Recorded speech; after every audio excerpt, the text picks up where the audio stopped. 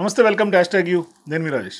ప్రస్తుతం దేశవ్యాప్తంగా one nation one election కొంత సంచలనంగా మారుతుంది. బీజేపీ ఇది ఎత్తుగడలో భాగంగా చేస్తుందా, లేదంటే ఎన్నికల వ్యూహం? అసలు ఏం జరుగుతుంది? ఎందుకు బీజేపీ ఇవాళ జమిలీ ఎన్నికల వైపు దృష్టి మళ్ళింది? ఎందుకంటే ఇప్పటికే జమ్మూ కాశ్మీర్, హర్యానాలో కూడా కొంత బీజేపీకి కొంత అక్కడ పూర్తి స్థాయిలో గెలుపు అవకాశాలు తక్కువగా ఉన్నాయనే ఒక సర్వే రిపోర్ట్లు వస్తున్నటువంటి నేపథ్యంలో ఎందుకు అనూహ్యంగా ఇవాళ తెర మీదకి వన్ నేషన్ వన్ ఎలక్షన్ని బీజేపీ తీసుకొచ్చింది? ఇట్లాంటి సందర్భాల్లో ఏ రాష్ట్రాల్లో ఎప్పుడెప్పుడు ఎన్నికలు ఉండే అవకాశం ఉంది? మరోవైపు తెలంగాణలో కానీ లేదంటే కనుక దేశవ్యాప్తంగా కానీ బీజేపీకి వన్ నేషన్ వన్ ఎలక్షన్ ద్వారా వచ్చే లబ్ధి ఏంటో మాట్లాడదాం. మనతో పాటు బీజేపీ నాయకురాలు, అట్లాగే గత కొంతకాలంగా సామాజికవేత్తగా ఉన్నటువంటి అనూహ్య రెడ్డి గారు మనతో పాటు జాయిన్ అవుతున్నారు. నమస్తే మేడం. బీజేపీ నాయకురాలుగా మీరున్నారు. బీజేపీ ఇవాళ వన్ నేషన్ వన్ ఎలక్షన్కి సంబంధించినటువంటి అంశాన్ని గత కొంతకాలంగా చర్చలో ఉంది. కానీ ఇవాళ తాజాగా దానికి సంబంధించినటువంటి అంశంలో కేంద్ర కేబినెట్ ఆమోదం తెలపడం, ఇవాళ ఖచ్చితంగా కూడా వచ్చే వింటర్ సెషన్లోనే దానికి సంబంధించినటువంటి బిల్లు కోసం కూడా కొంత కసరత్తు చేయటం. ఎట్లా చూడాలంటే ఎందుకు ఇవాళ సడన్గా జమిలీ ఎన్నికల వైపు బీజేపీ దృష్టి మళ్ళింది?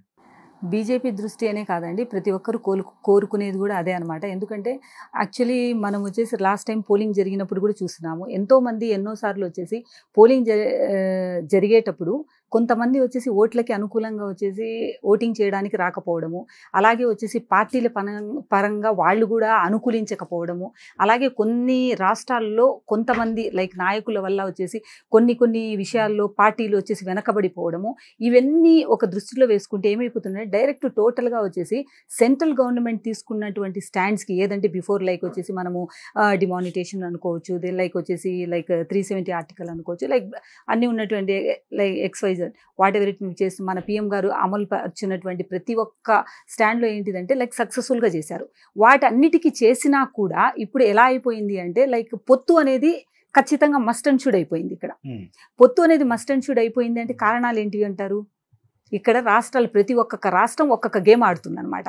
ఒకవైపు మహారాష్ట్ర చూసుకోండి, ఒకవైపు కర్ణాటక చూసుకోండి, అలాగే ఒకవైపు వచ్చేసి లైక్ తెలంగాణ, ఆంధ్ర ఎగ్జాంపుల్ మనం ఉంటున్నాం కాబట్టి దాన్ని దృష్టిలో చూసామంటే ఇట్స్ లైక్ ఏమైపోతుందంటే ఇట్స్ చీప్ ట్రిక్స్. పాలిటిక్స్లో అనేటివి లైక్ పాలిటిక్స్ చేయొచ్చు, దట్ ఈజ్ ఓకే, పాలిటిక్స్ అంటేనే పాలిటిక్స్. కానీ ఇదేమైపోయిందంటే ఈ ట్రిక్స్లో కూడా ఏం చేస్తున్నారంటే లైక్ చీప్ పాలిటిక్స్ ప్లే చేస్తున్నారు. దానివల్ల జనాలకి నిజంగానే రాష్ట్రానికి ఒక సీఎం ఏంటిది అంటే ఒక తండ్రి లాంటి వాడు, చేయాల్సిన లాభం కరెక్ట్గా చేయకపోవడము, అది సెంట్రల్ గవర్నమెంట్ నుంచి వస్తున్నట్టు ఫండ్స్ ఏదున్నా సరే లైక్ మిస్యూజ్ జరుగుతూ ఉండడము. సో ఇలాంటి నేపథ్యంలో ఏం చేసుకుంటున్నారంటే లైక్ జమిలీ అనేది తీసుకొచ్చారు.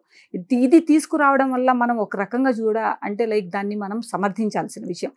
ఎందుకు సమర్థించాలి అనేది కూడా నేను మీకు ఎందుకు చెప్తున్నానంటే ఇప్పుడు వేస్ట్ ఆఫ్ టైం లైక్ వచ్చేసి ప్రతి ఒక్కరు అంటే ఇన్ టైంలో వచ్చేసి స్పందించకపోవడం ఈ రాష్ట్రంలో జరుగుతుంటే ఆ రాష్ట్రంలో క్యాంపెయినింగ్లకు ఆ పార్టీల పరంగా వెళ్ళకపోవడము, అదేవిధంగా ఇంకొక రాష్ట్రాల్లో జరుగుతున్నప్పుడు అక్కడ సరిదిద్దుకోవాల్సిన పనులని, చక్కబెట్టాల్సిన పనులని అక్కడ ఉన్నటువంటి లీడర్స్ అందరూ ఇక్కడికి లైక్ ఏ పార్టీ పరంగా అయినా సరే what ever it me so-called parties ఏదున్నా సరే వాళ్ళందరూ దాన్ని అనుకూలంగా తీసుకోకపోవడము, దానివల్ల ఏంటంటే కొన్ని విషయాలు ఇలా జరుగుతున్నాయి. కాబట్టి సో సెంట్రల్ గవర్నమెంట్ తీసుకుంటున్నటువంటి స్టాండ్ ఏంటిది అంటే ఒకే టైంలో ఒకటేసారి ఈ జమిలీ ఎలక్షన్స్ అనేది జరిగితే ప్రతి ఒక్కరికి అందుబాటులో జనాలు ఉంటారు, ఓటర్స్ ఉంటారు, అలాగే నాయకులు ఉంటారు, అలాగే నాయకత్వానికి ఇచ్చినటువంటి బాధ్యతని కూడా సక్రమంగా నిర్వర్తిస్తారు అన్నటువంటి స్టాండ్ అంత గట్స్తో తీసుకోవాలి అంటే అది ఒక్క బీజేపీకే సాధ్యం.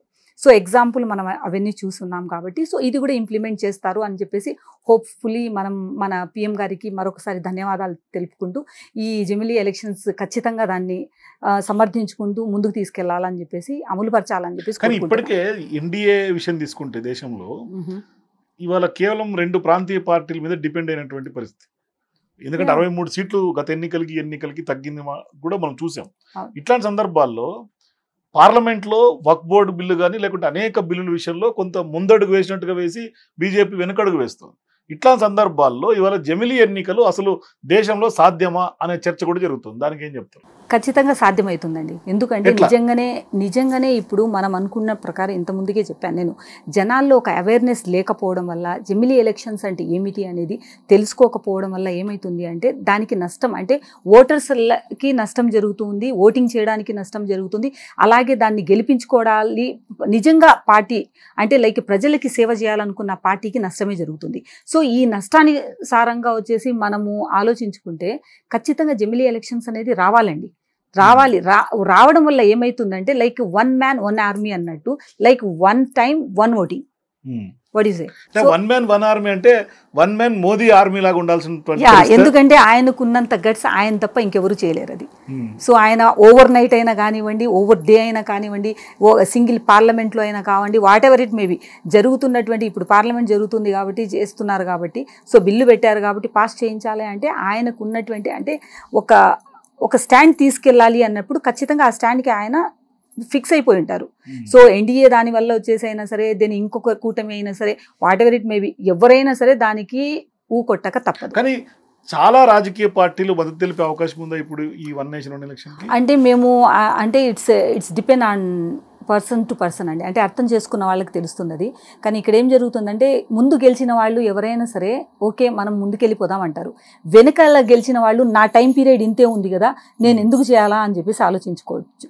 కానీ జనాలకి నిజంగానే న్యాయం చేయాలి అనుకున్న వాళ్ళు ఎవరైనా సరే దీన్ని సమర్థిస్తారు.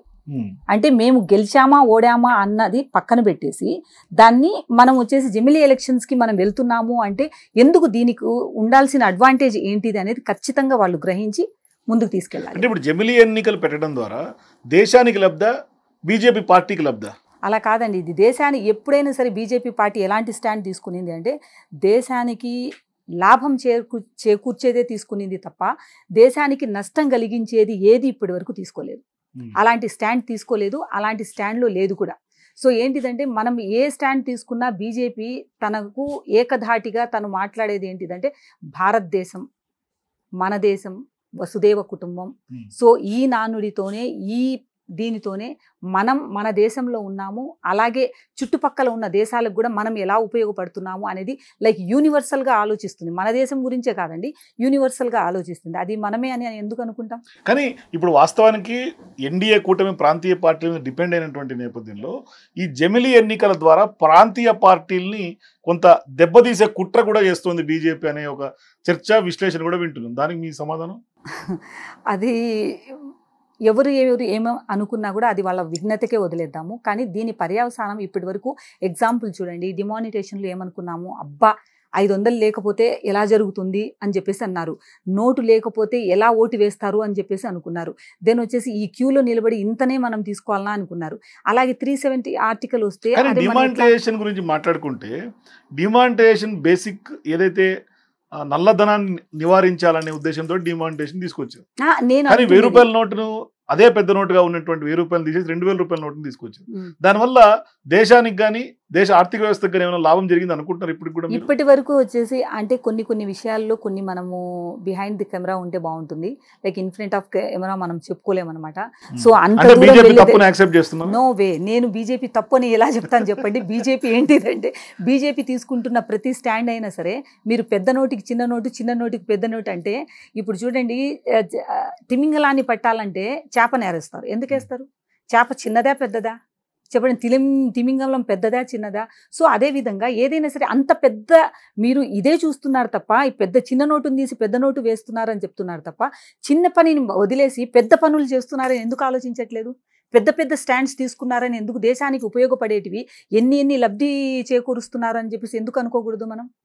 అంటే అది ఎవరికి లాభం ఉంటుంది అని చెప్పేసి అంటే లాభం అనేది కాదండి. దాంట్లో ఏంటిదంటే దాన్ని సమయానుకూలంగా మనం ఎలా దాన్ని మనకు లైక్ ఆర్బీఐకి అయినా సరే దెన్ వచ్చే సెంట్రల్ గవర్నమెంట్కి అయినా సరే దానికి ఎలా స్టాండ్ తీసుకుంటున్నప్పుడు దానివల్ల అడ్వాంటేజ్ ఏంటిది అంటే లైక్ యుఎన్ఓ నుంచి మనకు వచ్చేటువంటి ఇన్కమ్ సోర్సెస్లో ఉన్నటువంటి మన దేశానికి అభివృద్ధి చేసేటివి ఏమేమి ఉన్నాయి వనరులు అనే దాని మీద ఎలా ఇన్వెస్ట్ చేస్తున్నారు అనేది, ఏ రాష్ట్రానికి ఎంత వస్తుందని చెప్పేసి తెలుసుకుంటే అక్కడే తెలిసిపోతుంది.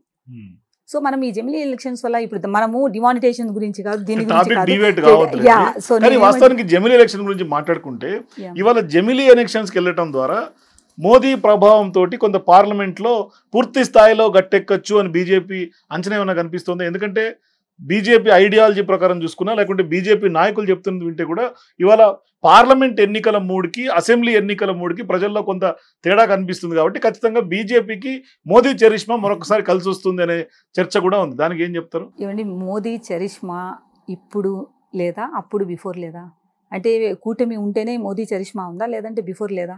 అంటే మోదీ చరిష్మా ఉందని అంటే ఓకే ఫైన్, ఎలా ఉంది అంటే ఓకే మీరు అంటున్న ప్రకారం ఓటింగ్ వచ్చేసి తగ్గింది కదా, ఎన్డీఏని వచ్చేసి డిపెండ్ అయిపోయారు కదా అంటున్నారు మీరు. ఎన్డీఏ మీద దానికి ఐ అగ్రీ, బికాస్ ఇలాంటి కొన్ని కార్యక్రమాలు కొన్ని కార్యాచరణలోకి వచ్చేసి కరెక్ట్గా ఇంప్లిమెంట్ చేయకపోవడం వల్ల దెన్ వచ్చేసి డైవర్టింగ్ లాట్ ఆఫ్, అంటే దానికి కారకులు వచ్చేసి కూడా మన లీడర్సే అని చెప్పాలి. రాష్ట్రానికి ఒక్కొక్కరు ఒక్కొక్క రకంగా వచ్చేసి నష్టం చేకూరుస్తున్నప్పుడు ఆ ఎఫెక్ట్ అంతా సెంట్రల్ మీదకే పడుతుంది, రైట్? ఆ సెంట్రల్ మీద పడిన ఎఫెక్ట్లు ఇదొకటి అనుకోవచ్చు, కానీ మోదీ అయితే రాకుండా లేరు కదా. సో నెక్స్ట్ టైం వచ్చేసి ఎన్డీఏ అయినా జమిలీ అయినా సరే వస్తుంది అంటే ఖచ్చితంగా వచ్చేసి దాని నుంచి అడ్వాంటేజే మనకు బీజేపీకే కాదండి, ప్రతి ఒక్క పార్టీకి అడ్వాంటేజ్ ఉంటుంది. ఆ అడ్వాంటేజ్ ఇవ్వకుండా, ఆ అష్యూరెన్సెస్ ఇవ్వకుండా బీజేపీ పార్టీ అనేది ఏ స్టాండ్ తీసుకోదు, ఎవరిని కూడా ఇంజస్టిస్ అనేది చేయదు. కానీ ఇప్పుడు ఏదైతే వయసు నిబంధన కూడా కొంత మోదీ గారికి ఇప్పుడు కొంత ముడిపెడుతున్నటువంటి నేపథ్యంలో మరొకసారి బీజేపీ గట్టెక్కడం కొంత కష్టంగా ఉన్నటువంటి సందర్భంగా ఇవాళ ఆయన గట్టెక్కించేసి ఆయన పక్కకు తప్పుకునే ప్రయత్నం ఏమైనా చేస్తున్నారు నరేంద్ర మోదీ? ఇవన్నీ ఎట్లాంటి మాటలు అంటే ఇప్పుడు మోదీజీ వచ్చేసి ఒక సీనియర్ మోస్ట్ లీడర్గా దేశాన్ని ఎందుకు నడిపించకూడదు? ఇంతకు ముందు వచ్చేసి బీజేపీలో ఒక సీనియర్ నేతలు వచ్చేసి ఉన్నారు కదా, సో వాళ్ళు కూడా పీఎంగా చేశారు కదా. ఇప్పుడు వచ్చేసి ఈయన అనుసంధానంలో అయినా సరే, ఈయనకు అనుగుణంగా అయినా సరే, లేదంటే ఈయన ఆధ్వర్యంలో అయినా సరే బీజేపీ పార్టీని తీసుకెళ్లే వాళ్ళు లీడర్స్ ఉన్నారు కదా, బోల్డ్ మంది లీడర్స్ ఉన్నారు. సో వాళ్ళని తీసుకుని నడిపించవచ్చు కదా. ఓకే, ఎందుకు లిమిట్ పెడుతున్నారు అంటే ప్రతి ఒక్కరు మిస్యూజ్ చేయకూడదు. వయసానుసారంగా ఒకటే నాకు తెలిసినంత వరకు చూడండి, 60 ఏళ్ళు నిండిన తర్వాత ఆ పెద్ద మనిషి పని చేయడము అనేది ఎంత నేరమో, 20 ఏళ్ళు నిండిన తర్వాత పని చేయకపోవడం అనేది కూడా అంతే నేరం. సో అదే స్టాండ్, అదే నానుడి అనేది ఆయన ఇంప్లిమెంట్ చేస్తున్నారు. సో అందులో తప్పు లేదు కదా. సో నేను రిటైర్డ్ అవుతాను అనడంలో తప్పు లేదు, కానీ నేను రిటైర్డ్ అవ్వకుండా నేను దేశాన్ని ఇలాగే తీసుకెళ్ళిపోతాను, నేను లైక్ మోనార్క్ లాగా నేనే ఉంటాను అని చెప్పట్లేదు కదా ఆయన చెప్పారనుకోండి, మనం రాంగ్గా తీసుకోవచ్చు. నేను రిటైర్మెంట్ తీసుకుంటాను, నేను నాకే కాదు ప్రతి ఒక్కరికి ఇది వర్తించేటట్టు చేస్తాను, ప్రతి ఒక్కరు వర్తించేది కూడా నేను దాన్ని ఫాలో అవుతాను అని చెప్పేసి చెప్తున్నారు. సో దాంట్లో తప్పేం లేదు కదా. సో ఆయన లేకపోతే ఇంకొకరు దాన్ని నడిపిస్తారు. జమిలీ ఎన్నికల గురించి మాట్లాడుకుంటే బీజేపీ నాయకులు చెప్పింది ఏంటంటే ఎప్పుడూ నిత్యం దేశంలో ఏదో ఒక ప్రాంతంలో ఎన్నికలు జరుగుతూనే ఉంటాయి, దానివల్ల సంక్షేమ పథకాల అమలుకు కూడా ప్రజలకు కొంచెం ఇబ్బందికరంగా ఉంటుంది అని అదే కదా నేను చర్చ జరుగుతుంది. అదే కదా చెప్తున్నాను. సో దానికి ఏంటంటే ఇంప్లిమెంట్ చేయడం వల్ల ఏమవుతుందంటే మన రాష్ట్ర వనరులైనా కానీ, రాష్ట్ర జనాలకైనా కానీ, అలాగే వచ్చేసి లైక్ ప్రాంతీయ పార్టీల నుంచి అయినా కానీ, దెన్ వచ్చేసి ఈ మనకు రావాల్సినటువంటి ఏ ఫండ్స్ ఏవున్నాయో అవి మిస్యూజ్ అయిపోతున్నాయి. అలా స్టాండ్ కొన్ని వనరులు అయితే మనకు రివర్సే వెళ్ళిపోతున్నాయి. అలా ఎగ్జాంపుల్ తెలంగాణలో మన రాష్ట్ర లాస్ట్ అంటే లైక్ మన పార్టీలో బీఆర్ఎస్ పార్టీని చూసుకుంటే ఫండే యూజ్ చేసుకోలేదు, అలాంటి వెనక్కి వెళ్ళిపోయాయి కదా. సో దానివల్ల ఎవరికి నష్టం అవుతుంది? రాష్ట్రానికి నష్టం అవుతుంది. సో అలాంటి నష్టం జరగకూడదు, ప్రతి ఒక్కరికి న్యాయం చేయాలి. అంటే రాష్ట్రానికి తండ్రి సీఎం అయితే దేశానికి తండ్రి పిఎం కదా. సో ఆయన ఏమంటున్నారు, సో నేను తీసుకునే స్టాండ్లో ఎవరికీ అన్యాయం జరగకూడదు, నేనున్నన్ని రోజులు, నేనున్నన్ని ఇయర్స్ అయితే ప్రతి ఒక్కరికి న్యాయం చేయాలి అనేది ఆయనది. సో ఇప్పుడు జమిలీ ఎన్నికలకు వెళ్ళాలని బీజేపీ ఫిక్స్ అయిపోయింది. ఎప్పుడు వెళ్ళాలని ఏమన్నా క్లారిటీ ఉందా? ఎందుకంటే 2000 ఇప్పుడు జమ్మూ కాశ్మీర్, హర్యానా వస్తుంది, నెక్స్ట్ మహారాష్ట్ర, ఇంకా కొన్ని రాష్ట్రాలకు ఎన్నికలు ఉన్నాయి. 2026లో యూపీ ఉంది, 28లో మరొకసారి తెలంగాణకు వస్తుంది. సో ఇట్లాంటి సందర్భాల్లో 2029లో జమిలీ వస్తాయా, లేదంటే 28లో వస్తాయా, 26లో వస్తాయా, లేకుంటే మధ్యంతరంగా ఉన్న పొలంగా ఇప్పటికిప్పుడు హడావిడిగా వెళ్ళిపోయే అవకాశం ఏమైనా ఉందా? చూడండి, ఎలాంటి స్టాండ్ తీసుకున్నా అది మనకు సెంట్రల్ గవర్నమెంట్ నుంచి ప్రతి ఒక్క పార్టీతో, ప్రతి ఒక్క లైక్ ఇప్పుడు మీరు ఎన్డీఏ పార్టీతో అయినా సరే, దేనికి అనుసంధానమైనటువంటి ప్రతి ఒక్క పార్టీ నాయకులతో అందరితో కలిసి, సీనియర్ నాయకులతో అందరితో కలిసి ఒక స్టాండ్ తీసుకున్న తర్వాతనే మనకు తీసుకుంటారు. అంటే దేని నుంచి ఎవరిది వాళ్ళకు వచ్చేసి ఇవ్వాల్సిందే కదా ఫీడ్బ్యాక్. ఏ స్టేట్ నుంచి, ఏ గవర్నమెంట్ నుంచి ఏం లాస్ ఉంది, ఎవరి నుంచి ఓబే చేస్తున్నారు, లేదంటే ఎవరు దానికి కాదంటున్నారు అనేది లైక్ వచ్చి ఒక సర్వే జరుగుతుంది. ఆ సర్వే జరిగిన తర్వాతనే ఆ స్టాండ్ తీసుకుంటారు. మీరు నేను ఇక్కడ కూర్చొని ఎప్పుడు జరుగుతుంది అని చెప్పేసి అంటే ఇప్పుడే దేవుడా అని చెప్పేసి ఇప్పుడు పెట్టారు వీళ్ళు, దానికి ఇంకా టైం ఉంది కదా. సో ఆ స్టాండ్ తీసుకున్నప్పుడు మనం 18 రాజ్యాంగ సవరణలు చేయాలి. మరోవైపు ఇప్పుడు రామ్నాథ్ కోవింద్ ఇచ్చినటువంటి హైపవర్ కమిటీ నివేదికలో కూడా 47 పార్టీలు కొంత ఒపీనియన్ చెప్తే అందులో 36 పార్టీల వరకు కూడా కొంత పాజిటివ్ గానే రెస్పాండ్ అయినట్టుగా కూడా కొంత ఇన్ఫర్మేషన్. సో అదే నేను ఓవర్ నైట్ చేసిన ఆశ్చర్యపోనక్కర్లేదు అని చెప్తున్నాను కదా. ఎందుకంటే మన పిఎం గారు చేసే పనులన్నీ ఓవర్ నైట్ లోనే చేసేస్తారు. ఎందుకంటే ఆయన ఎలాంటి ఛాన్స్ ఇవ్వకుండా పక్కన వాళ్ళకి ఛాన్స్ ఇవ్వకూడదు అని కాదండి. ఏదైనా అంటే తెలివైన వాళ్ళకి వచ్చే ఆలోచనలు ఏంటి తెలుసా, అంటే అసర సంధ్య వేళ వచ్చేసి అంటారు చూసారా, అలాంటి థాట్స్ ఉన్న వాళ్ళు అప్పుడే ఇంప్లిమెంట్ చేస్తారు. దానికి ఒక సమయం సందర్భాన్ని ఉన్నప్పుడు టక్కని చేసేయాలి తప్ప దానికి ముహూర్తాలు పెట్టుకొని ఇప్పుడు చేస్తాం అప్పుడు చేస్తాం అని చెప్పేసి ఏది జరగదండి. బీజేపీ పార్టీ తీసుకునే స్టాండ్ ఎలా ఉంటుందంటే ఓవర్ నైట్ స్టాండే ఉంటుంది. ఆ ఓవర్ నైట్ స్టాండ్ ఇంప్లిమెంట్ చేసేటప్పుడు కూడా ఏం చేసుకుంటారు, ఎవరికి హాని జరగకుండా, ఎలాంటి నష్టము జరగకుండా, అలాగే ఎవరికి ఇబ్బంది జరగకుండా ప్రతి ఒక్కరితో వచ్చేసి వాళ్ళు తీసుకుంటున్న ఫీడ్బ్యాక్ తీసుకున్నట్టే ఉంటుంది, వాళ్ళు వినేది వింటూనే ఉంటారు. కానీ నెక్స్ట్ టాపిక్ వెళ్ళబోయే ముందు ఈ జమిలీ ఎన్నికలపై చివరి ప్రశ్న ఏంటంటే, చెప్పండి, ఎన్డీఏ కూటమిలో ఇప్పుడున్నటువంటి బీజేపీ ప్రభుత్వానికి ప్రాంతీయ పార్టీల మీద డిపెండ్ అయ్యే ఒక ఇంట్రెస్ట్ లేదా, అంటే అందుకనే ఇవాళ స్వతహాగా ఉందాము అని ఒక ఆలోచన ఏమన్నా బీజేపీకి ఉందా? లేదండి, ప్రాంతీయ పార్టీల మీద డిపెండ్ అవ్వకూడదు అనుకుని ఉంటే ప్రాంతీయ పార్టీలకి దీని వచ్చేసి ప్రాంతీయ అంటే రాష్ట్రాల పరంగా ఏ రకంగా అయినా సరే వాళ్ళు లబ్ధి అయితే చేకూర్చారు కదా వాళ్ళకి.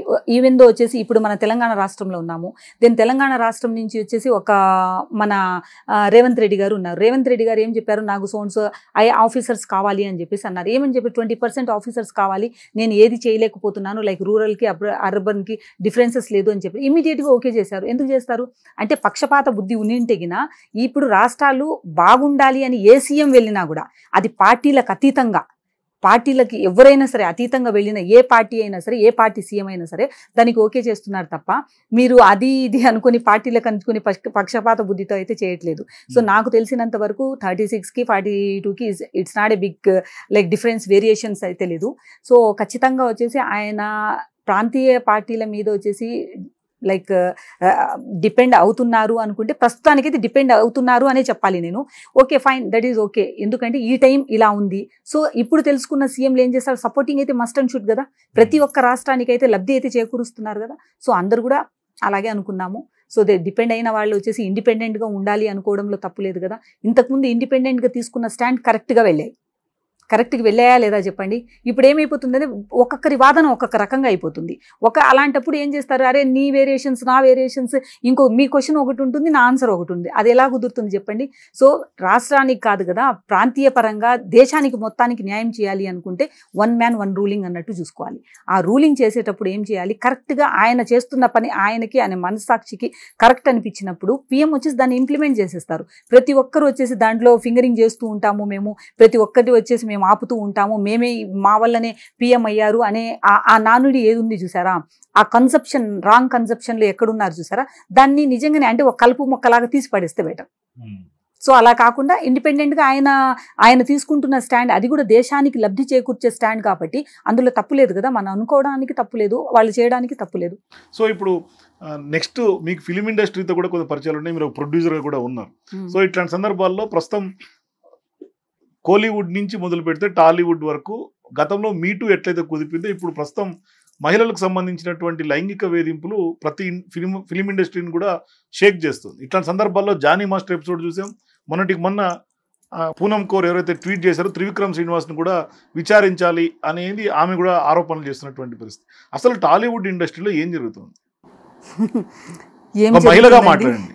ఒక మహిళగా అయినా మాట్లాడతాను, ఒక ప్రొడ్యూసర్గా మాట్లాడతాను, అలాగే వచ్చేసి ఒక జస్టిస్ చేసే లెవెల్లో ఉన్నాను కాబట్టి ఒక సేవా దృక్పథంతో కూడా మాట్లాడతాను నేను. సో ఎలా అంటే ఏమండి ఏం జరుగుతుంది అని ఇండస్ట్రీ మీదే ఎందుకు ప్రశ్నించాలి మనము? ఇప్పుడు సాఫ్ట్వేర్ కంపెనీస్ లేవా, లేదంటే వచ్చేసి ఇంకేదైనా వచ్చేసి డిఫరెంట్ లైక్ పొలిటికల్గా లేదా, ఎక్కడ వచ్చేసి లైక్ ఇక్కడ అంటే ఒక ఇండస్ట్రీ వచ్చి అంటే నేను ఇండస్ట్రీ గురించి ఎందుకు స్ట్రెస్ చేస్తున్నాను అంటే యాజ్ ఏ ప్రొడ్యూసర్గా నేను వచ్చేసి మూవీస్ చేస్తున్నాను, ఫినాన్స్ చేస్తున్నాను, సక్సెస్ఫుల్గా సీరియల్స్ చేస్తూ వచ్చాను పెద్ద పెద్ద ఛానల్స్కి.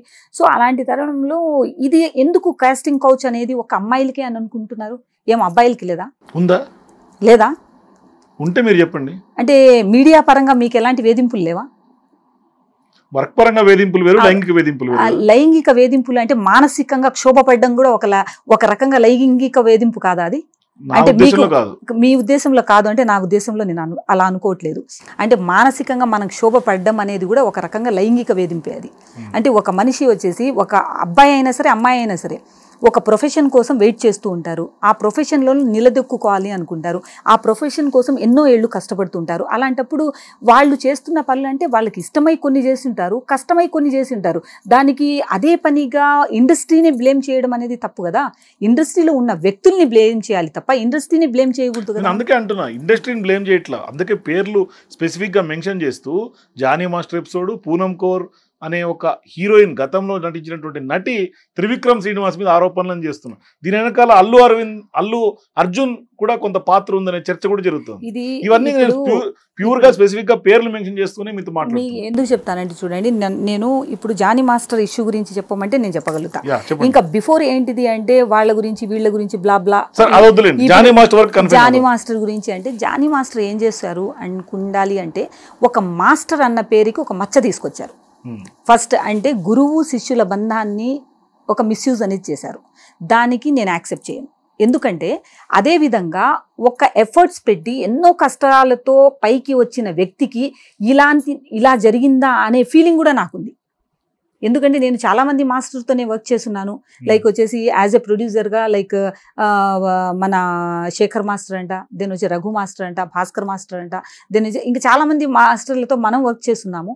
కానీ ఏం జరుగుతుంది అంటే వీళ్ళు ఎంత కష్టపడి వస్తున్నారు, ఎంత కష్టపడ్డారు, ఎంత ఎఫర్ట్స్ పెట్టారు, వాళ్ళు ఈ స్టేజ్కి ఎలా వచ్చారు అనేది ప్రతి ఒక్కరు మీ మీడియాకి తెలియకుండా ఉండదా చెప్పండి. అలా అని చెప్పేసి వాళ్ళు పెట్టుకున్న అంటే మాస్టర్ అన్న పేరుకి ఒక మచ్చ తీసుకురావడం అనేది అది సమంజసం కాదు. సో దాన్ని నేను పూర్తిగా ఖండిస్తున్నాను. సో అలాగే ఏంటిదంటే ఈయన ఈ లవ్ జిహాద్ ఇట్లా అని చెప్పేసి అంటే like he's a Muslim guy, right. So before also ఆయనకు ఒక స్టాండ్ ఉంది.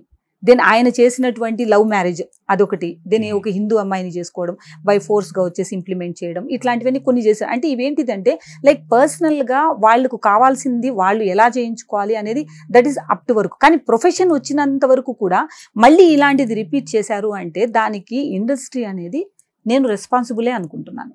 ఎందుకంటే ఇలాంటి వాటిని ఒక పేరు గురువుకి ఉండాల్సిన బాధ్యతల్ని కొన్ని టర్మ్స్ కండిషన్స్ వచ్చేసి సెన్సార్ బోర్డు లైక్ వచ్చేసి కౌన్సిల్లో అయినా సరే, సెన్సార్ బోర్డు అయినా సరే కొన్ని వాటికి వచ్చేసి కొన్ని అమెండెడ్ తీసుకురావాలా అని చెప్పేసి నేను లైక్ ఇప్పుడు ఏదైతే ఫిలిం ఛాంబర్ ఆఫ్ కామర్స్ వాళ్ళు ప్రెస్ మీట్ పెట్టి మరి సస్పెండ్ చేస్తున్నాము అని ప్రకటించారో అంతటితో సరిపోతుందా, లేదంటే ఇంకా ఏమన్నా కఠినమైనటువంటి నియంత్రణకు సంబంధించినటువంటి అంశాలు దీంట్లో తీసుకురావాల్సి వస్తుంది? ఇప్పుడు చూడండి, అది బై ప్రొఫెషన్గా ఆయనకు అది సరిపోతుంది, దట్ ఈస్ ఎనఫ్.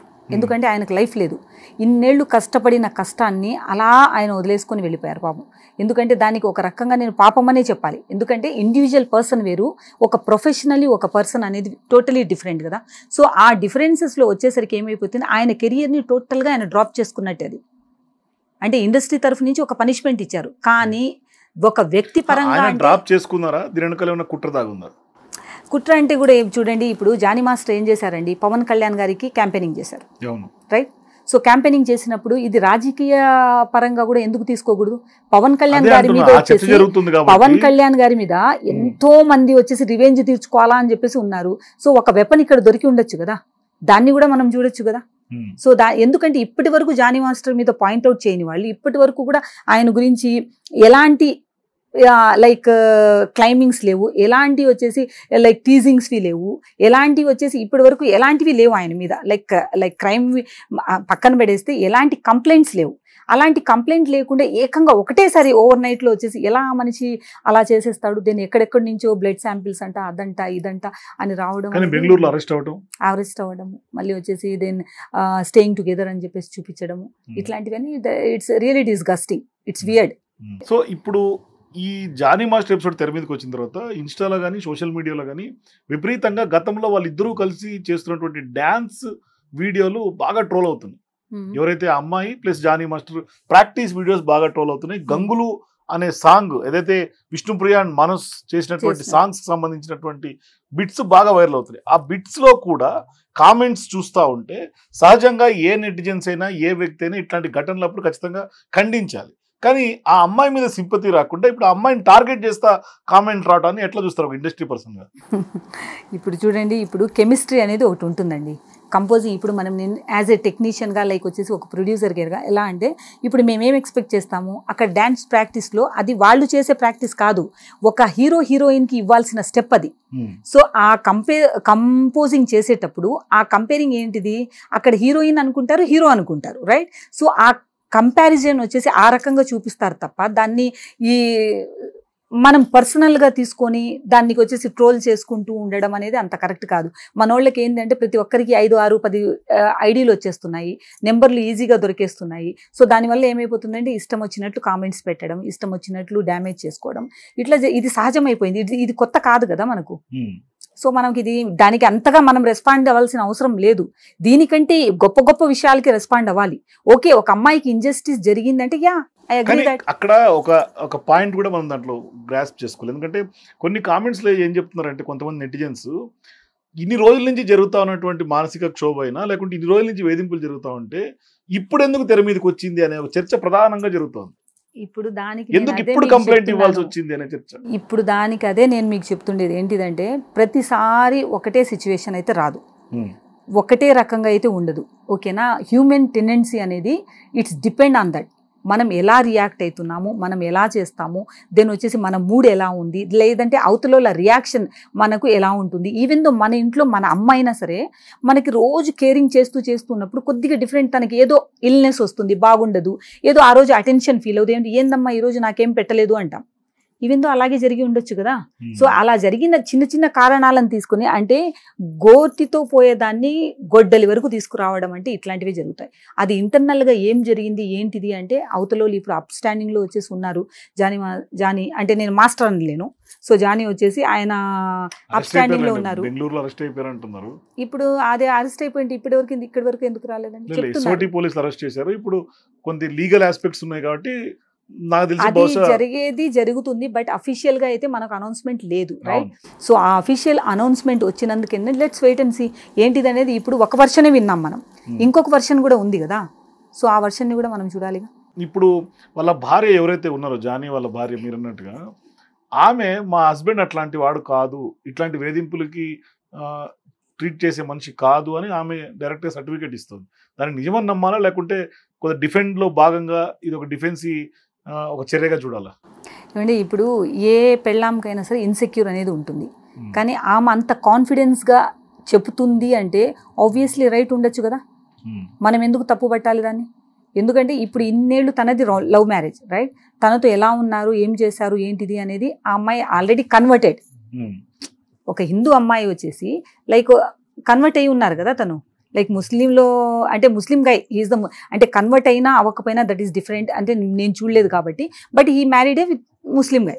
సో ముస్లిం గైని పెళ్లి చేసుకున్న తర్వాత అమ్మాయి అంత స్టాండ్ తీసుకొని చెప్తుంది అంటే దాన్ని మనం ఎలా తీసుకోవచ్చు చెప్పండి? దాన్ని మనం పాజిటివ్గా తీసుకొని దానికి ఓకే ఫైన్, ఆయన వచ్చినంత వరకు వెయిట్ చేయాలి. ఆయన వచ్చిన తర్వాత జానీ ఈ కొరియోగ్రాఫర్ ఎవరున్నారో లైక్ వచ్చేసి దానికి వచ్చేసి ఆయనకు ఆ మాస్టర్ అన్న పదాలు ప్రతి ఒక్కరికి తీసేయాలి ఇది. ఎందుకంటే మాస్టర్లు ఏం చేస్తున్నారు ఏంటిది అని చెప్పేసి ఇంతకు ముందు కూడా చాలా చాలా విన్నాం మనం. సో అలాంటివన్నీ వాటిల్లోకి వెళ్లకుండా కొన్ని స్ట్రిక్ట్గా రూల్స్ తీసుకొని వాటన్నిటిని అమలు పరిచేటట్టు చూస్తేనే వాళ్లకు ఐడి కార్డ్స్ అనేవి ఇవ్వాలి. ప్రతి ఒక్కరికి కార్డింగ్ అనేది డాన్స్ వచ్చినంత మాత్రాన వాళ్ళ ఎథిక్స్ వాల్యూస్ అనేది పోగొట్టుకునే వాళ్ళకైతే ఇవ్వకూడదు. వాళ్ళ బ్యాక్గ్రౌండ్ చెక్ చేయాలి. చెక్ చేసిన తర్వాతనే అప్పుడు వాళ్ళకు మనము ఆ సర్టిఫికేట్ ఇవ్వాలి. అదర్వైజ్ వచ్చేసి ఇవ్వకూడదు. ఇదేంటంటే పని చేసిన వాళ్ళకి మచ్చ వస్తుంది, పని చేయనోళ్ళకి మచ్చ వస్తుంది. తప్పు చేసిన వాళ్ళకి మచ్చ వస్తుంది, తప్పు చేయనోళ్ళకి కూడా వచ్చేసి నెక్స్ట్ మళ్ళీ ఫ్యూచర్లో ఎంత టాలెంట్ చూపించుకున్నా మనం ఇంతేనా అనుకున్న వాళ్ళు కూడా డిప్రెషన్లోకి వెళ్ళిపోతుంటారు. సో ఇప్పుడు ఈ ఎపిసోడ్ మొత్తం జరుగుతుంటే తప్పొప్పులు ఎవరిదేం చూడాల్సింది పోయి ఈ సీన్లోకి అల్లు అర్జున్ లాగటాన్ని ఎట్లా చూడాలి? ఇది నిజంగా ఎందుకంటే వాళ్ళ పని వాళ్ళు చేసుకుంటూ పోతున్నారండి. ఇప్పుడు పుష్ప జరుగుతుంది, 2 జరుగుతుంది, ఆయనకి ఇదే పనా? ఇప్పుడు అల్లు అర్జున్ గారికి ఇంకేం పని లేదా? జానీ మాస్టర్తో ఏం పని ఆయనకు? జానీ అనుకున్న సోకాల్ పర్సన్తో ఏంటిది ఆయనకి?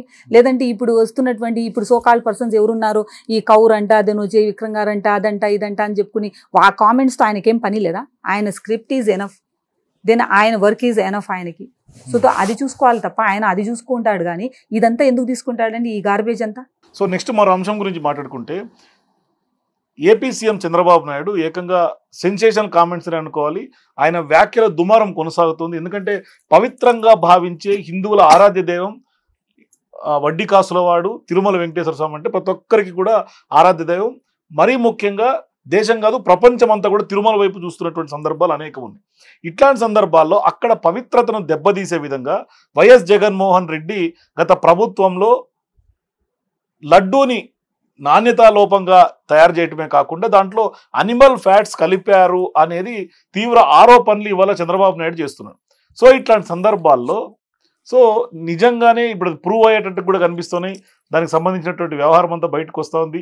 తీగలాగితే డొంక కదిలినట్టుగా మొత్తం బండారం బయటపడుతుంది. ఇట్లాంటి సందర్భాల్లో ఎట్లా చూడండి, ఎందుకంటే ఒక రాయలసీమ వాసిగా మీరు కూడా గతంలో తిరుమలను చూసుంటారు, ఇప్పుడున్నటువంటి తిరుమలను కూడా చూసుంటారు. వైఎస్ జగన్ పాలనలో ఉన్నటువంటి అన్యమత ప్రచారంతో అట్టుడికినటువంటి తిరుమలను కూడా మీరు చూసుంటారు. దాన్ని మీరు ఎట్లా దాన్ని డిఫైన్ చేస్తారు? ముందుగా నమో వెంకటేశాయ అండి.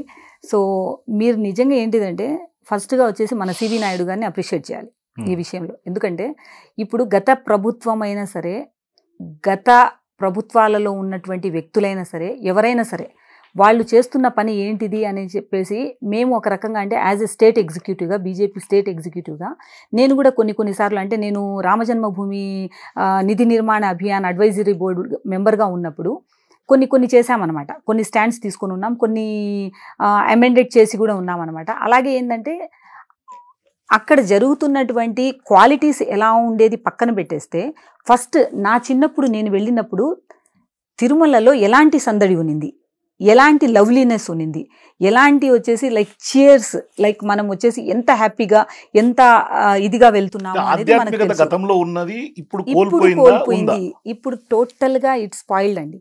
టోటల్గా మనం కోల్పోయాం. ఎందుకంటే ఇట్స్ ఎలా అయిపోయింది అంటే ఆర్టిఫిషియల్గా వెళ్ళి దేవుణ్ణి మనం దర్శనం చేసుకొని వచ్చేసి ఆ దేవుడి గుడి చూసుకున్నామా, ఆ ప్రాంగణంలో ఉన్నామా, వెళ్ళిపోయామని. కానీ ముందు రోజుల్లో అలా లేదు కదా. ఒక రోజు ఒక నైట్ ఉండేవాళ్ళము, అక్కడ జరిగేటివి సాంస్కృతిక నృత్య కార్యక్రమాలన్నీ లైవ్లో చూసేవాళ్ళం. ఇట్లా ఇప్పుడు అలా లేదు. ఎస్వీబీసీ స్క్రీన్లో వేస్తే మేము చూడాలి.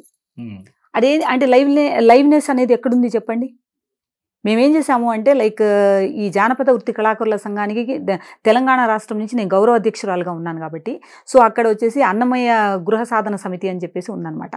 సో విజయశంకర స్వామి, దెన్ మా గురూజీ మూర్తి గారు, పిఎన్ మూర్తి గారు, వీళ్ళందరం కలిసి ఏం చేశాము అంటే 18,000 మంది అండి, 4 రాష్ట్రాల నుంచి 18,000 మందిని, అంటే ఇట్లాంటివి ఎలా అంటే దళారీ వ్యవస్థ ఉండకూడదు, ఈ లడ్డూల్లో కల్తీ ఉండకూడదు, అట్లానే అక్కడ యూనియన్స్ వాళ్ళందరితో కలిసి అక్కడ కందారపు మురళి గారు, బంగారపు మురళి గారు వాళ్ళందరి సహకారంతో మేమేం చేసాము, ఏడీ ఆఫీస్ నుంచి మహతి ఆడిటోరియం వరకు ఆగస్ట్ 1, 2, 3, 4 18,000 మందితో ఏం చేసాము, శోభాయాత్ర పెట్టామండి. అంటే జానపద నృత్య కళాకారుల సంఘం అంటే ఇలాంటివి అంతరించిపోకూడదు అనే ఉద్దేశంతో అలా చేస్తున్నాము.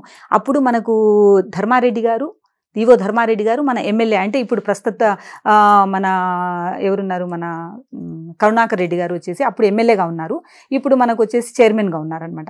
సో ఆయన అప్పుడు మనకు వచ్చారనమాట, అప్పుడు గెస్ట్గా వచ్చారు. వచ్చి దాన్ని వచ్చేసి అక్కడ ఏం చేశారు, అఖండనామ సంకీర్తన మొదలుపెట్టించామండి. 7,500 మందిని ఎన్రోల్ చేయించారు. అంటే ఒక్కొక్క గ్రూప్లో జానపద వృత్తి కళాకారుల సంఘానికి వచ్చేసి ఏంటిదంటే కళాకారుల నుంచి 7,500 గ్రూపులు అంటే ఎలా ఉంటారు చెప్పండి, 1,20,000 మంది ఒక్కొక్క గ్రూప్కి వచ్చేసి గురువులు వచ్చేసి శిష్యులు. ఇలాంటి సందర్భంలో వచ్చేసి అప్పుడు ఉన్న గవర్నమెంట్ కూడా ఏం చేసింది, మనకు ఒక వేటు కూడా పడింది. ఎవరికి, మన ఈవో ధర్మారెడ్డి గారికి. ఎందుకంటే రెగ్యులరైజ్ చేయలేదు అని చెప్పేసి ఆయన మీద వచ్చేసి క్లెయిమ్ కూడా చేస్తున్నారు. 2018లోనే ఎప్పుడు అట్లా క్లెయిమ్ చేసినప్పుడు అక్కడ ఇది. సో అప్పుడు కూడా వేటు పడింది. వేటు పడినప్పుడు ఏం జరిగింది, డిసాస్టర్ పాపం వాళ్ళ లైక్ పర్సనల్ ఇష్యూ ఏదో జరిగింది వాళ్ళ సన్కి వల్ల అదొక డిసాస్టర్ అయిపోయింది అనుకోండి. సో కానీ ఇట్లాంటివి జరుగుతున్నప్పుడు కూడా అక్కడికి కూడా అప్పుడు వాళ్ళు రియలైజ్ అవ్వలేదు ఏంటి జరుగుతుంది, ఏం చేస్తున్నారు, ఇంతమంది ఇలా వచ్చారే, కొన్ని వేల మంది వస్తున్నారు, దేని ఇట్లా జరిగేటివి కూడా ఎందుకు ఆగిపోతున్నాయి, మనం ఎందుకు దాన్ని మనం ముందుకు తీసుకెళ్ళలేకపోతున్నాము అని చెప్పేసి వాళ్ళు గ్రహించలేక ప్రస్తుతపు ఉన్నట్టు అంటే వాళ్ళ నోటీస్కి లేకుండా ఉంటుందా, ఏం కల్తీ జరుగుతుంది అనేది తెలియకుండా ఉంటుందా. అలాగే మత మార్పిళ్ళు ఎక్కడ చూసినా చర్చిలు, గుళ్ళు ఉండే చోట, గోపురాలు ఉండే చోట చర్చిలు అనమాట. సో మేమేమనుకున్నాము అంటే లైక్ అప్పుడు లైక్ ఒక బీజేపీ పార్టీలో ఉన్నాను కాబట్టి ఆర్ఎస్ఎస్ని కూడా అక్కడ లైక్ విహెచ్పి ఆఫీస్ని కూడా అక్కడే పెట్టాలి, ఇక్కడ ఎలా అరికట్టుతున్నట్లు అంటే మత మార్పిళ్ళని అక్కడ కూడా చేయాలి అని చెప్పేసి అది కూడా ఒక స్టాండ్ తీసుకున్నాం మేము. ఆ స్టాండ్ తీసుకున్న దాంట్లోనే ఇది అంటే అఖండనామ సంకీర్తన మొదలుపెట్టించడం. Okay, I appreciate. ఎందుకు అప్పుడు ఏంటిది అంటే ఎలా మన ధర్మారెడ్డి గారు 2,000 మందికి దర్శనాలకి ఇవ్వండి అంటే 10,000 మందికి దర్శనాలకి ఇచ్చారు. 10,000 మందికి దర్శనాలకి ఇచ్చిన వ్యక్తి ఇప్పుడు లడ్డీలో ఏం కల్తీ జరుగుతుంది, ఎలాంటి ఎవరు అంటే లైక్ కొంతమంది స్పాన్సర్లు ఉంటారు, కొంతమంది లైక్ వచ్చేసి మనకు చేసేవాళ్ళు ఉంటారు, వాళ్ళ నుంచి బయటికి తెలియలేదా అండి. అప్పుడు తెలిసి రాలేదా? పోనీ గవర్నమెంట్ సెంట్రల్ మనకు ఒకటి చెప్తూ ఉంటారు, 500 కోట్లు వచ్చేసి టీటీడీ నుంచి వచ్చేసి అడిగారు జగన్ అని చెప్పేసి ప్రతి ఒక్కరు అన్నారు. అప్పుడు అంటే మీడియా కూడా ఒకసారి కోడై కూసిందా లేదంటే ఏ రకంగా కూసిందో మీ అందరికీ తెలిసిందే. సో ఏం చేశారు, అప్పుడు అడిగారు అని చెప్పినప్పుడు ఆయన చాలా స్ట్రెస్ ఫీల్ అయ్యారు అని చెప్పేసి అన్నారు. అంటే రెస్పాన్సిబుల్ ఎవరు దానికి? సో ఇప్పుడు ఈ అంశం తెర మీదకి వచ్చింది కాబట్టి, స్వయంగా ముఖ్యమంత్రిగా ఉన్నటువంటి చంద్రబాబు నాయుడే వెల్లడించారు కాబట్టి, ఎటువంటి శిక్షను మీరు ఎక్స్పెక్ట్ చేస్తున్నారు? అంటే దీని పాత్ర ఎవరిది అనుకుంటున్నారు, ఎవరిని శిక్షించాలనుకుంటున్నారు? ఖచ్చితంగా ఎలా అంటే డిమాండింగ్ ఎలాంటిదంటే అండి, ఇప్పుడు పై లెవెల్లో ఉన్న వ్యక్తి అంటే ఒక లెవెల్లో ఉన్న వ్యక్తి నీతివంతుడైతే కింద వాడికి తప్పు చేసే అవకాశం అనేది దొరకదండి. పైనుంచి వచ్చిన ఆర్డర్లని కింద వాళ్ళు ఏం చేస్తారు చెప్పండి? అది సీఎం లెవెల్ కానివ్వండి, టు స్వీపర్ లెవెల్ కానివ్వండి. సో సీఎం అయినా స్వీపర్కైనా ఏదైనా ఒకటే. ఎందుకంటే తిరుమల తిరుపతి వెంకటేశ్వర స్వామితో పెట్టుకుంటే, వడ్డీ కాసుల వాడితో పెట్టుకుంటే వడ్డీకి డబల్ వడ్డీ చెల్లించుకోవాలనే చెప్తారు కాబట్టి, సో అది తప్పులైనా అలాగే రిటర్న్లో ఇస్తాడు, ఆయన ఒప్పైనా సరే అదే రిటర్న్లో ఇస్తాడు. ఇప్పుడు ఏమైంది, కాలం చెల్లుతూ ఉంది, పాపం పండుతూ ఉంది అన్నట్టు ముందుకు వచ్చేసింది. సో ఏం చేయాలి, దాన్ని ఫేస్ చేయక తప్పదు కదా. ఇప్పుడు గతంలో చంద్రబాబు నాయుడు అప్పటి ప్రభుత్వం మీద ఇదే YS Jaganmohan Reddy pink diamond అని తెర మీద తీసుకొచ్చాడు. అది పింక్ డైమండ్ మాయమైపోయిందని ఆయన చీఫ్ ప్రీస్ట్ గా ఉన్నటువంటి ఆయన పెద్ద ఎత్తున ఆరోపణలు చేశారు. కానీ ఇవాళ అట్లాంటి వాళ్ళు ఎందుకు ముందుకు వచ్చి మాట్లాడలేకపోయారు, లోపాలు ఎందుకు ఎత్తి చూపలేకపోయారు? అంటే చూపించలేకపోయారంటే గుమ్మడికాయల దొంగ ఎవరు అంటే భుజాలు తడుముకుంటాడా ఎవడైనా? ముందటి ఈ సామెతలు ఏంటంటే ముందు వర్తించేవి, ఇప్పుడు వర్తించట్లేదు కదా. అంటే తప్పు చేసిన వాళ్ళే ముందుకు వచ్చి తప్పులు ఒప్పుకుంటారంటారా? ఒప్పుకోరు ఎవరైనా సరే. సో ఏంటంటే ఇప్పుడు అట్లీస్ట్ సీఎం గారు, ఇప్పుడు ఏపీ సీఎం గారు తీసుకున్నటువంటి స్టాండ్ సవరించేటట్టు ఉండాలి, శిక్షించేటట్టు ఉండాలి. సో మనమందరం కోరుకోవాల్సింది ఏంటిది అంటే పూర్వ వైభవం మళ్ళీ తిరుమలకి రావాలి. అలాగే పూర్వ వైభవంతో పాటు మనకు లడ్డూలో ఉన్నటువంటి టేస్ట్, ముందు కిస్మిస్ కలిపేవాళ్ళండి ముందు. అలాగే ఏంటిదంటే లైక్ ఎలా అంటారు, పటిక బెల్లం అది ఉండేది. ఇప్పుడు ఉందా మనకు చెప్పండి?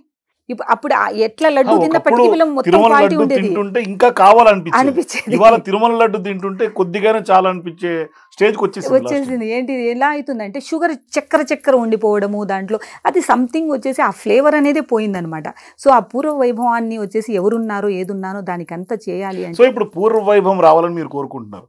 పూర్వ వైభవం రావాలంటే ఏం చేయాలి? ఖచ్చితంగా ఇప్పుడు స్టేట్ లెవెల్లో జరుగుతున్నటువంటి లిమిట్స్ ఉన్నాయి కాబట్టి, స్టేట్ లెవెల్లో సీఎం గారు దాన్ని స్టాండ్ తీసుకున్నారు కాబట్టి హోప్ఫుల్లీ సివి నాయుడు గారు ఖచ్చితంగా ఆ స్టాండ్ని అమలుపరుస్తారు. అమలుపరిచిన తర్వాత ప్రతి ఒక్కరికి అది అందుబాటులో ఉంటుందని చెప్పేసి కోరుకుంటున్నాను. ఎందుకంటే ఇప్పటిదాకా బోర్డు మెంబర్స్ని వేయాల, ప్రభుత్వం వచ్చి ఆల్మోస్ట్ 2 నెలలు అవుతుంది, ఇప్పటిదాకా బోర్డు కూడా ఫామ్ చేయనటువంటి పరిస్థితి. ఇంతకుముందు బోర్డు మెంబర్స్ ఎలా ఉన్నాయంటే గత సీఎం కనుసన్నల్లో జరిగాయి అనమాట. ఇప్పుడు అలా కాదు కదా, ఇప్పుడు అలా చేయడానికి వీలు లేదు కదా. ఇప్పుడు అంటే ఒక స్టాండ్ సిబి నాయుడు గారు తీసుకున్నారు అన్నప్పుడు ఆయన తప్పు చేయరు కదా. మళ్ళీ ఆయన ఆ స్టాండ్ ఇప్పుడు లడ్డు మీద తీసుకున్న మనిషి ఇప్పుడు ఒక బోర్డ్ ఆఫ్ మెంబర్ మీద వచ్చేసి తీసుకుంటారా? ఆబ్వియస్లీ తీసుకోరు. సో అందుకని ఆచితూచి ఆ స్టెప్ తీసుకోవాలి. లేదంటే ఒక్కొక్క స్టేట్ నుంచి ఒక్కొక్క ఆబ్లికేషన్స్ వస్తుంటాయి ఆయనకు కూడా. ఆ ఆబ్లికేషన్స్ని ఎలా చూడాలి, వాళ్ళు నిజంగా ఈ బోర్డు మెంబర్గా వచ్చేసి అర్హులా కాదా అని చూస్తారు. ముందు ఎలా ఇచ్చేసారంటే ఎవరికి పడితే వాళ్ళకి ఇచ్చేశారు. అర్హులా కాదా అనేది లేనే లేదనమాట. ముందు ఉన్న బోర్డు మెంబర్స్ చూడండి, లైక్ గత పాలనలో కాకుండా అంతకుముందు ఉన్న బోర్డు మెంబర్స్ని చూడండి, వాళ్ళ ప్రొఫెషన్ ఏంటిది చూడండి, వాళ్ళ సర్వీస్ ఏంటిదో చూడండి. తర్వాత గత ప్రభుత్వం అంటే లైక్ మనకు వైఎస్ఆర్సీపీ ఉన్నటువంటి ప్రభుత్వంలో వచ్చేసి ఉన్నటువంటి బోర్డు మెంబర్స్ చూడండి, వాళ్ళు ఎలా ఉన్నారో చూడండి. సో ఇప్పుడు అలాంటి తప్పులు మళ్ళీ జరగకూడదు అనే ఉద్దేశంతో మన ఏపీ సీఎం గారు స్టాండ్ తీసుకుంటున్నారు, దానికోసం వెయిట్ చేస్తున్నారు అనుకుంటా. Thank you madam. You welcome అండి. జై హింద్, జై జనని. సో ఇది అనూహ్య రెడ్డి గారితో exclusive interview. For more videos please watch #.